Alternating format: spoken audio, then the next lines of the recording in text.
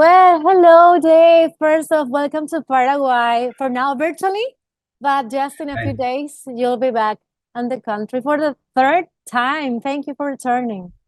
Oh, you're welcome. I love it. It's going to be a blast. I can't wait. Good. I'm so happy that you decided to come back because I know the last time was a little bit complicated, but thank you for returning. It was Well, sad. We wanted to play so bad, and honestly, if it was possible to play the next day, we would have stayed and played the next day, but it just wasn't possible. But we're coming now, and the best thing about it is we're ready. We are so excited, and we've got a lot of new things. We've got some new songs that we're adding in that we've never played before. We've got some old songs that we dug out of the catalog that we're going to be adding into the show. So it's going to be very, very exciting and very energetic. well, that's right. I see you look very well. You look very well. So congratulations for having beaten the cancer. How do you feel now? And I want to know if this experience changed your view on life too. Well, thank you. I feel good, and the experience changed my life because it made me really grateful for being alive, and it also, I'm really grateful for the things that I've accomplished in my life. Some people, when they reach the end, they look back and they think, what has my life meant? And you look at a grave. It says when you're born, say 1970, and it says when you die, say 19 or 2030, and then that little dash in the middle, that's your whole life. Ah, Your yes. life is a dash. That's incredible. So I don't want to be just a dash. I want to be something really important. I love to get involved with people and with charity work. We got involved with the landfill harmonic there. I have myself purchased a soup kitchen in Port-au-Prince, Haiti, and another one in Tijuana, Mexico, because I want to help people. That's I so think that's a good. good way to use your charity, Thank use you. your celebrity. Yes. I remember to see you at the premiere of the documentary here in Paraguay at the cinema. I was so Yes, it happy. was wonderful. It was I, wonderful. yes, we all were so happy to have you there. So, are you still in touch with them, with the orchestra? Sadly, no. Sadly, no. Oh, They people grow up, they move on. My prayer is that the kids all were blessed and got to escape living in the landfill, that someone discovered them and what they're doing with their talent, and that they were able to get out of, the landfill. yes, no, they Move. are. They are touring around the world. I hope you can see them here and you can play together or they can play with Yeah, you all. I hope so. it would be nice to say hello. Of course it will. Well, let's talk about the album, The Sick, the Dying, and the Death. Um, is the 60th album. Wow, a lot with such a deep history and so many albums in the band's career. Do you have a favorite album? Oh, that's hard to say. That's like asking somebody to pick their favorite child. I know. You know, there are certain records that we have that were really influential in my life. P Cells was. I think Killing Was My Business was so ahead of its time that people didn't really understand it, and that's when art is at its best. When you get something new that you've never heard before, when you hear a record and it's just the same old crap, nobody wants that. I mean, how long has it been since we heard a new band that was really fantastic, like a new Iron Maiden or a new AC/DC or a new Megadeth or a new Guns N' Roses? It's been, The I can't classic. even, yeah, we haven't heard a band like that in so long. That was something that we stopped and went, wow, that's great.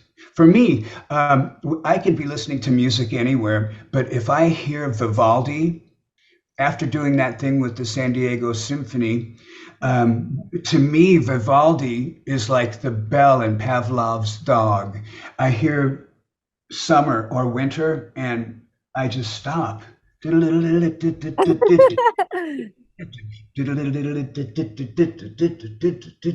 It's so beautiful, and so that's my jam is when I hear Vivaldi. Um, that's kind of going off on a tangent, but I think when you look at songs that influence you, you never know what's going to influence the artist. Of course. Yeah. I love to hear that. You sound so passionate about what you're talking about. It's so good to hear you. I love it. Thanks. Yes. Well, Megadeth has been one of the best metal bands since its formation. I think was in 1983, a long time Mhm, ago. How do mhm. you view the genre today? I mean, the thrash metal genre today, nowadays. Well, it's hard to say how I view the genre because there are so many different uh, subsections of heavy metal. When it first started, it was hard rock, and then heavy metal came, and then the new wave of British heavy metal came, and then there was power metal and speed metal and thrash metal and black metal and white metal and death metal and core metal and true metal and God, how many metals can you possibly have? So for me, Yes. what I'm aware of, what I'm aware of is what Megadeth is doing, and we can't wait to get down there and see the friends and fans that we've made in Paraguay. I know right now that we the last show that we did sadly was interrupted, as you mentioned. And of course, you have a playlist. I mean, a set list with the new album songs. But are you planning? I mean, do you have like a special playlist for Paraguay that you know a little bit about Paraguay, the culture? You know what hits love in Paraguay? Yeah, well, I can tell you that before when we were touring, we would use a main set list and we would kind of play off of that main set list every night. We would maybe move Little a bit change. song around, maybe put another song in just because in that city, one song could be huge at radio and they know this song more than something else.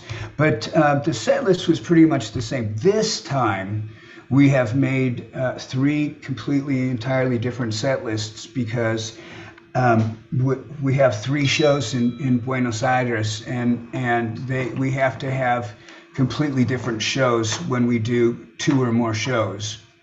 What do you think is the secret of the band to still, I mean, to keeping the band current? So what is the secret? Because the people love you, fans around the world, no matter the time. The secret I think is being honest with yourself and I don't try and act like I'm better than other people because I know I'm not. I know there's a better singer out there than me. I know there's a better guitar player out there than me. So I enjoy what I possess, the gifts I have. I enjoy the friends that I've made, and I love my job.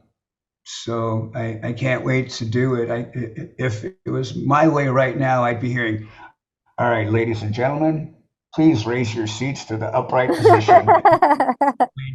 Let's go. Nice. And where are you now, right now? And I'm on my farm in Franklin, Tennessee, which is just a little south of Nashville. So I have a farm here, and it's good for me to go outside and work in the sun. I walk around barefoot a lot and enjoy my animals, my horses, wow. and our dogs, and I have a lot of things that I really enjoy that I've discovered in the last 10 years living out in the country. And what do you do when you are not working? I mean, now you are talking with me, it's work because you are doing interviews, but when you don't have the tour, when you're not writing, when you're not singing, what do you love to do? Well, you're probably hearing my phone going crazy right now. I don't Yes. know what the hell's thought I turned it off, and I apologize for that. Don't worry. What I do when things aren't going on is I just try and enjoy myself here at home because you have to live life in between records. If, say, for example, you and I were married and we were in love and we're traveling around together, and you have big eyes, you're seeing everything that you love and you want to see, and you want me to be there with you, and I don't want to be there. See, that's not living life. You know, if I was single and I was in my house and I didn't want to clean up, eventually it would look like where the children came from for the landfill harmonic Yes. orchestra. And for me, if you don't live life, do something good with yourself, help somebody else out, try to leave the wherever you go better than when you came. And you've That oh, is living life. and you've always things like that. I mean, when you were young, wow, Yeah. that's awesome. I Well, love it. I've been living on my own since I was 13. So, my mom and dad got divorced when I was really young. I was 4, and then when I was 13, my mom and I split positions. You hear that thunder? Yes, I heard. It's Yeah, about to rain. like big giant lightning strike and the thunder's coming. So I've been on my own for a long time. So I've had my own philosophies about things, and they were ingrained in my mind when I was very little, and I've stuck true to them ever since. Everybody asks me what do you want to tell younger bands, and I say don't take shit from anybody ever. But the truth of the matter is, what I would want to say to a young band is much more than just a one-liner, because it's a scary business, and you want to be successful. Everybody does, but there's so many bad people in the music business. There's a lot of good, and you just have to hold out for them. But there's a lot of bad people there, and they ruin people's gifts. There are so many musicians that have been screwed over that we'll never hear. I was getting put in a situation where I could have been completely Yes. screwed. But living on my own since I was 13, I knew what a hustler was. So when we were in the presence of guys that were trying to do something not so cool, I said, "No, we don't need you. Hit the road." And here we are, 40 years later, successful and happy. Super happy. Super happy. Yes. And I'm happy to speak with you. So, what do you want to tell the people in Paraguay that are waiting for you all?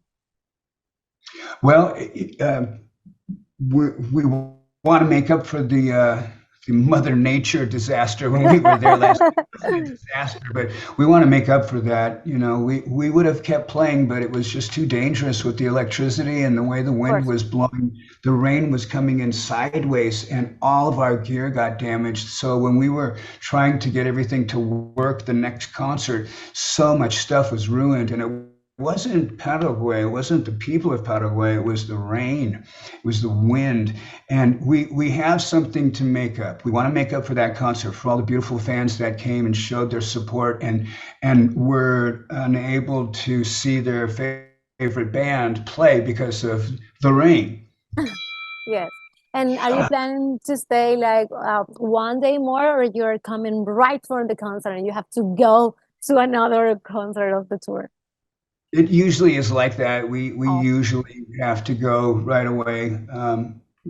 Sometimes when it's really close, we'll fly out the same night. But usually, when we get a chance to stay, we'll move from wherever the venue was to a different location in the country. Say, for example, if we're playing someplace and it's 100 miles from the ocean, we would stay by the venue. And then if there was another day off, we would probably go down to where the ocean was so we could experience some of the seafood and see the water, because the water in the ocean is so good for me.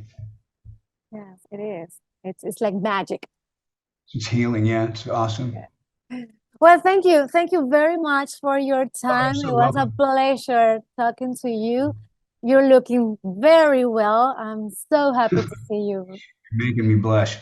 happy and so good. So see you here, and I hope you see the orchestra because they love you. They all speak about you, of the Megadeth. So I hope you can see them. Thank Yeah, you me very too. much. Igualmente. Ciao.